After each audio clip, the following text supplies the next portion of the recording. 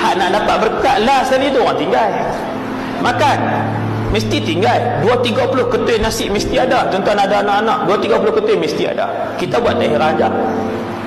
Sedangkan Nabi beritahu, setiap rezeki yang dibazirkan tidak akan kembali ke dalam rumah kamu. Tak akan kembali. Sebab tu siapa yang jenis jaga makanan, dia akan nampak keberkatan rezeki dalam rumah dia. Berhabis. Nasi buah takat yang perlu, kalau tak habis kita habiskan. Jangan ajang anak-anak buang. Ni pak kata tak habis hang fikir dalam tu nampak. Sagi plastik tu nak buang dah lagi. Oh dah semua dekat kai.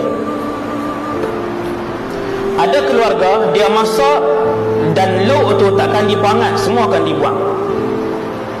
Ada orang tu keluarga macam tu, dia tak suka pangat-pangat ni, dia tak mau.